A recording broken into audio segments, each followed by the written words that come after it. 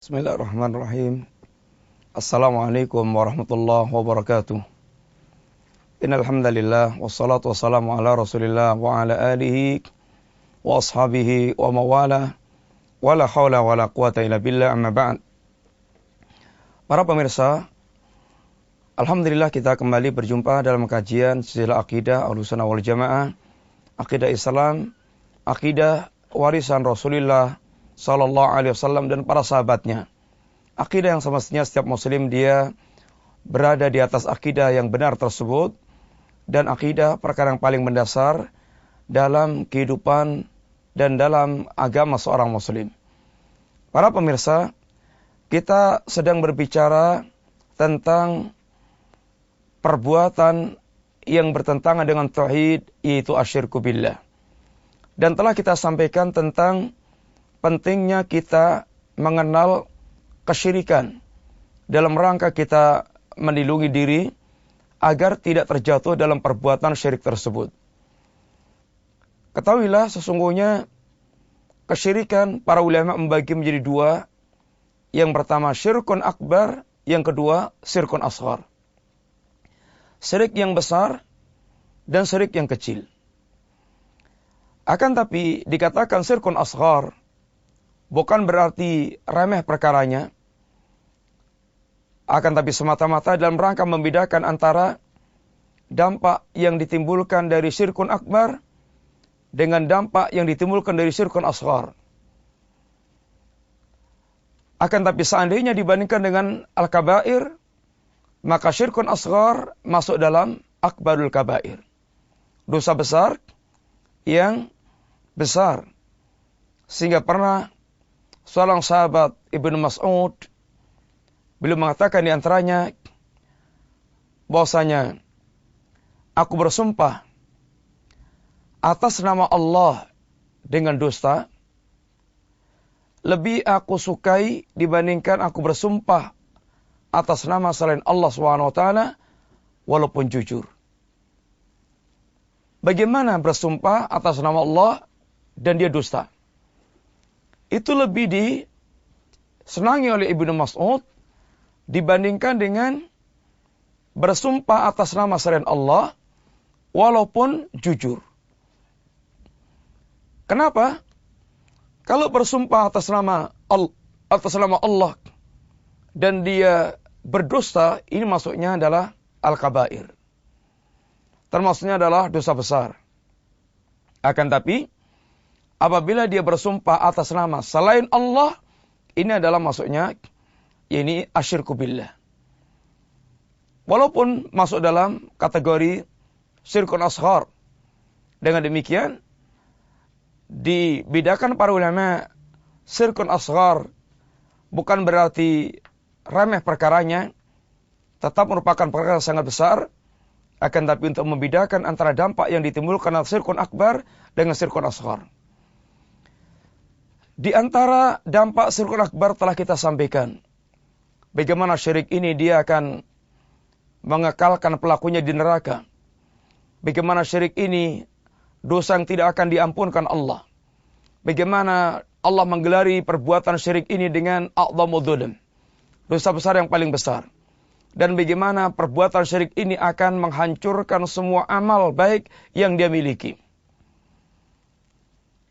Kemudian di antara syirik akbar yang perlu kita kenal dan yang telah dikenalkan para ulama kepada kita, ada beberapa macam yang secara singkat bisa kita sebutkan. Yang pertama masuk dalam kategori syirkun akbar, yaitu syirkud doa. Syirik dalam bentuk dia berdoa kepada selain Allah Subhanahu wa taala. Pada pembicaraan tentang masalah doa, para ulama menyebutkan doa itu ada dua. Ada doaul mas'alah dan ada doaul ibadah. Doaul mas'alah, doa permintaan. Ini di mana kita meminta kepada Allah Subhanahu wa taala terhadap apa yang menjadi kebutuhan kita, kita meminta kepada Allah. Ini doaul mas'alah, doa permohonan. Adapun yang kedua, doaul ibadah. Doa dalam bentuk amalan ibadah.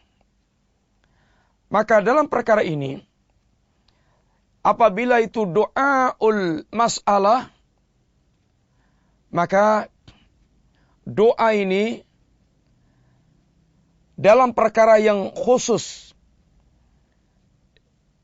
yang merupakan kekhususan yang hanya Allah saja yang bisa memenuhinya, maka wajib dan harus hanya ditujukan kepada Allah Subhanahu wa taala semata.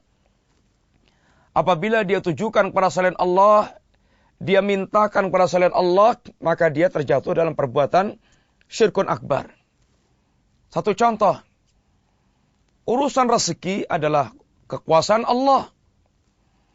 Ketika seorang dia meminta kepada selain Allah berkaitan dengan rezeki kehidupannya, maka dia telah melakukan syirkun akbar. Kesembuhan hanya Allah yang mampu melakukan.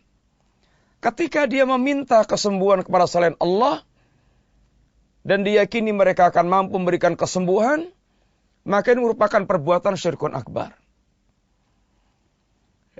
Doaul mas'alah dalam perkara yang hanya Allah mampu untuk memenuhi, maka ini merupakan syirkun akbar apabila dia palingkan kepada selain Allah Subhanahu wa taala. Adapun dalam perkara yang makhluk bisa mewujudkan, maka doaul mas'alah ini boleh dia tujukan kepada makhluk. Doa permintaan.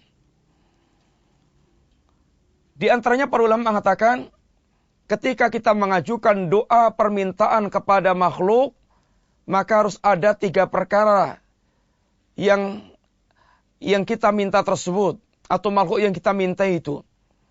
Yang pertama adalah hayyun, dia harus hidup, tidak boleh dia dalam kondisi mati. Yang kedua, dia harus qadirun, dia harus mampu untuk memiliki, untuk mewujudkannya. Yang ketiga, hadirun, dia harus hadir. Sehingga meminta kepada orang musyrik, meminta kepada orang mati, ini termasuk kesyirikan. Walaupun dalam perkara seandainya dia masih hidup, bisa memenuhinya. Tapi karena ini sudah mati, ketika dia meminta kepada orang mati tersebut, dia telah masuk dalam perbuatan menyekutukan Allah Subhanahu wa taala. Demikian juga orang yang tidak mampu walaupun hidup, lalu kita minta, ini ima pelecehan, ima ada keyakinan khusus. Orang mau tenggelam di lautan, kemudian dia minta tolong pada orang. Sedangkan orang yang dia mintai tolong itu dia lempoh. Dia lumpuh. Dia tidak bisa bergerak apa-apa. Maka orang meminta kepada orang yang mereka ini tidak punya kemampuan sama sekali, tentu merupakan pelecehan kalau tidak ada keyakinan khusus pada orang tersebut. Dan dia harus hadirun, harus hadir, harus ada. Kalau kita minta orangnya kemudian di luar Jawa dan tidak ada yang bisa menghubungkan kita dengan dia, tapi dengan kita menyebut nama yang kita yakin dia akan mendengar dan akan memenuhi permintaan kita, maka ini telah terjatuh dalam perbuatan syirkul akbar. Syirkun akbar. Para pemirsa, ini doaul mas'alah. Adapun doaul ibadah, doa dalam bentuk ibadah, maka apabila ini ditujukan kepada selain Allah, dia terjatuh dalam perbuatan syirik. Doa ibadah seperti orang yang mereka salat, atau dia bernadar, atau dia ini bertawakal, atau dia ini roja, takut, dan seterusnya. Doaul ibadah. Doa dalam bentuk ibadah. Sujud, ruku'. Seandainya ini dia tujukan kepada selain Allah, maka dia telah terjatuh dalam perbuatan syirkun akbar. Syirik akbar yang pertama adalah syirkul doa. Syirik dalam bentuk doa. Yang Rasul kita mengatakan, ad-du'a'u huwal ibadah. Doa merupakan ibadah. sehingga orang memalingkan doa kepada selain Allah, maka dia telah terjatuh dalam perbuatan syirik, karena berarti dia telah mempersembahkan ibadah kepada selain Allah Subhanahu wa taala. Ini yang pertama. Dan ayat yang berkaitan masalah ini sangat banyak sekali. Seperti di antaranya, Ud'uni astajib lakum. Berdoalah kalian kepadaku, niscaya akan aku kabulkan. Innal ladzina yastakbiruna an ibadati sayadkhuluna jahannama dakhirin. Dan sungguhnya orang-orang yang mereka sombong, menyombongkan diri dari berdoa kepada Allah Subhanahu wa taala, maka Allah akan mengancam mereka untuk dilemparkan ke dalam jahanam. Karena orang yang tidak mau berdoa kepada Allah, dia menunjukkan tidak membutuhkan Allah. Seakan-akan dia tidak butuh Allah. Dia telah mampu mencukupi dirinya sendiri. Para pemirsa yang rahmati Allah, syirik dalam doa ini sangat banyak terjadi dan bahkan paling banyak terjadi di negeri kita dan di masyarakat kita. Orang-orang yang mereka berbondong-bondong ke kuburan, kemudian meminta kepada ahlul kubur, meminta langsung kepada ahlul kubur, karena diyakini ahlul kubur ini dia bisa memberikan apa yang dia minta. Atau dalam bentuk menjadikan ahlul kubur yang dianggap wali sebagai perantara antara dia dengan Allah dalam berdoa, maka bentuk seperti ini dia telah melakukan perbuatan syirkun akbar, dan alangkah sangat banyaknya orang yang mereka terjerumus dalam perbuatan syirkun doa dengan dia mendatangi berbagai macam kuburan-kuburan yang ada, yang mereka anggap sebagai kuburan orang yang dekat dengan Allah, para wali. Lalu dia meminta atau menjadikan para wali ini sebagai perantara antara dia dengan Allah dalam berdoa, maka ini merupakan perbuatan syirkun akbar. Yang kedua, di antara perbuatan syirik yang dijelaskan para ulama yang masuk dalam kategori syirkun akbar, yaitu syirkun niyah, syirik dalam masalah niat, wal qasd wal iradah, syirik dalam masalah niat dan kehendak dan tujuan. Allah Subhanahu wa taala berfirman, "Man kana yuridul hayatad dunya wa zinataha, nuwaffi ilaihim a'malahum fiha wa hum fiha la yubkhasun. Ulaika alladziina laysa lahum fil akhirati illan nar." Barang siapa yang dia mengharapkan kehidupan dunia dan perhiasannya, Allah akan berikan apa yang diharapkan tanpa dikecewakan oleh Allah. Akan tapi dalam ayat yang lainnya Allah mengikat dengan kalimat ini, ma nasya'u liman nurid, sesuai dengan kadar pemberian Allah dan kepada orang Allah kehendaki. Artinya, orang yang mereka mengharapkan dunia terkadang dapat, terkadang enggak. Terkadang dapat, tapi kadarnya tidak seperti yang mereka inginkan. Karena terikat dengan ma nuridu liman nasya. Sesuai dengan kehendak Allah seberapa kadar pemberian Allah, dan sesuai dengan kehendak Allah siapa yang Allah ingin berikan. Akan tapi orang yang mereka kehendaknya semata-mata kepada dunia ansih, dia beramal untuk mendapatkan dunia semata-mata, yang mereka kehendaki semata-mata kehidupan dunia, Allah tegaskan, ulaika alladzina laisa lahum fil akhirati illan nar. Mereka lah orang-orang yang di akhirat tidak mendapatkan bagian apapun kecuali neraka. Alangkah sangat ruginya. Dan alangkah sangat besarnya perkaranya. Maka lihatlah tentang tujuan, kehendak, niat ketika kita beramal. Jangan sampai kita masuk pada orang yang mereka terjerumus dalam perbuatan yang hanya mengendaki dunia ansih, kemudian dia meninggalkan kehendak yang berkaitan masalah akhirat. Maka yang seperti ini, dunianya belum tentu dapat, dan akhiratnya pasti lepas, dan dia menjadi penghuni jahanam, dan alangkah sangat ruginya orang seperti ini. Kita dihadapkan pada sebuah zaman fenomena, banyak orang yang mereka memberikan semangat beramal agama. Akan tapi yang menjadi iming-imingnya selalu adalah keuntungan dunia. Sehingga hampir mereka melupakan apa yang harus diinginkan berkaitan dengan akhirat. Para pemirsa yang rahmati Allah, ketahuilah, dunia ini digambarkan Nabi sangat hina dan sangat rendah. Nabi katakan di antara laukanatid dunya ta'dilu indallahi janaha ba'udhah masaqal kafira syarbatan ma. Seandainya dunia itu seandainya dunia ini harganya seberat sayap seekor nyamuk, niscaya orang kafir tidak akan pernah diberikan minum oleh Allah walaupun seteguk. Ketika kita melihat orang kafir ada yang kaya raya, dia makan, dia minum, dia terpenuhi segala kebutuhannya, menunjukkan dunia ini tidak lebih berharga daripada sayap seekor nyamuk. Dunia tidak lebih berharga dibandingkan dengan kambing, cempe yang cacat telinga dan telah menjadi bangkai. Dunia dibandingkan akhirat, kata Nabi, tidak lebih dibandingkan dengan seorang yang mencelupkan jemarinya ke lautan dan dia diangkat, kemudian lihat air yang menempel di jemari Anda. Itulah perbandingan dunia dengan akhirat, air yang masih tinggal di lautan. Dunia bagikan orang yang mereka pengendara yang istirahat sebentar di bawah pohon lalu dia tinggalkan. Dunia sangat ringan, dunia sangat rendah, sangat hina, sangat pendek. Maka bagaimana seorang dia kemudian menjadikan semua amalnya tujuannya dunia ansih, alangkah sangat ruginya. Padahal seandainya dia membangun kehidupan dia untuk akhirat, dia menginginkan akhirat, Allah akan cukupi dunia dia.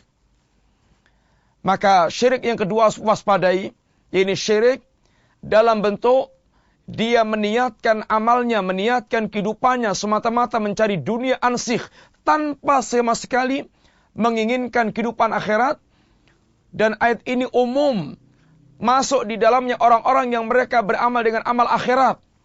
Amalnya adalah amal akhirat. Akan tapi tujuan yang dia inginkan semata-mata hanya ingin mendapatkan dunia semata. Hati-hatilah dengan syirik niat, karena ini penyakit yang seakan tidak berujung dan tidak bertepi. Yang ketiga, syirik ta'ah. Syirik dalam bentuk ketaatan. Ketaatan mutlak hanya kepada Allah Subhanahu wa taala. Ketaatan mutlak kita harus hanya kepada Allah Subhanahu wa taala. Tidak boleh kita mentaati makhluk dalam bermaksiat kepada Allah. Apalagi dalam urusan syariat, membuat rumusan halal, membuat rumusan haram. Apabila ini dia letakkan pada makhluk lalu dia taati, maka dia telah melakukan perbuatan syirik ta'ah. Allah Subhanahu wa taala mengingatkan tentang gaya hidup orang-orang Yahudi dan Nasrani yang mereka terjatuh dalam perbuatan syirik yang dikatakan Allah. Dalam bentuk apa syiriknya mereka? Allah katakan ittakhadhu ahbarahum wa ruhbanahum arbaba min dunillah. Orang-orang Yahudi dan orang Nasrani, dia telah menjadikan para ahbar, para ulama mereka dan para ruhban, para pendeta mereka arbaba min dunillah, sebagai rab-rab sembahan selain Allah Subhanahu wa taala. Adi bin Hatim pernah protes kepada Nabi. Yang Adi bin Hatim dulunya adalah Nasrani. Dia mengatakan, "Ya Rasulullah, lasna na'buduhum." Kami tidak pernah menyembah kepada para pendeta kami. Mungkin dalam bayangan Adi bin Hatim, menyembah para pendeta dengan dia sujud kepada pendeta, menyembahnya. Nabi jelaskan, alaisu yuhilluna ma haramallah fatuhillun wa yuharrimuna ma ahalallah fatuharrimun. Bukankah ketika para pendeta kalian, pendeta kalian menghalalkan apa yang Allah haramkan, Anda ikut-ikutan menghalalkan apa yang Allah haramkan? Bukankah ketika para pendeta kalian mengharamkan apa yang Allah halalkan, kalian ikut pula mengharamkan apa yang Allah halalkan? Bala, Demikianlah ya Rasulullah perbuatan kami. Maka kata Nabi, tilka ibadatuhum. Itulah ibadah mereka kepada para ahbar dan para ruhban, kepada para pendeta, para ulama dan para pendeta mereka. Sehingga meletakkan penghalalan dan pengharaman kepada selain Allah Subhanahu wa taala. Lalu dia yakini, dia taati. Dia yakini bolehnya menghalalkan apa yang Allah haramkan dan mengharamkan yang Allah halalkan. Lalu dia ikuti. Maka dia telah menyekutukan Allah dengan orang tersebut. Dia telah melakukan perbuatan syirkut ta'ah. Karena siapapun tidak boleh kita taati dalam perkara yang bermaksiat kepada Allah Subhanahu wa taala. Sehingga orang yang mereka memiliki keyakinan bolehnya mentaati makhluk dalam hal yang bertentangan dengan Allah Subhanahu wa taala, maka dia telah menyekutukan Allah dalam bentuk syirkut ta'ah. Yang terakhir, syirkul mahabbah. Ini yang keempat, syirik dalam bentuk mahabbah, syirik kecintaan, di mana dia mencintai selain Allah sebagaimana dia mencintai Allah Subhanahu wa taala. Yang Allah mengatakan wa minan nas may yattakhidhu min dunillahi andadan yuhibbunahum kama yuhibbunallah. Ada sebagian orang yang mereka menjadikan para andad menjadi tandingan-tandingan selain Allah. Ada di antara manusia yang mereka menjadikan tandingan-tandingan selain Allah. Yuhibbunahu, yang mereka mencintai tandingan-tandingan tersebut. Yuhibbunahum sebagaimana kahubbillah, sebagaimana kecintaan mereka kepada Allah SWT. Mereka mencintai tandingan sekutu itu sebagaimana mereka mencintai Allah SWT. Di zaman kita fitnah seperti ini sangat banyak. Minta maaf. Pengagungan kita kepada Allah dan pengagungan kepada sekutu terkadang jauh lebih hebat. Satu contoh. Ketika agama dilecehkan, hati tenang, diam, gak ada reaksi. Ketika kuburan yang mereka agungkan itu diusik, maka dia siap mati untuk membela kuburan tersebut. Di mana perbandingan dia dengan Allah? Di mana dia membandingkan antara Allah dengan kuburan? Bukankah karena dia telah kemasukan penyakit pengagungan pada kuburan yang melebihi pengagungan kepada Allah SWT?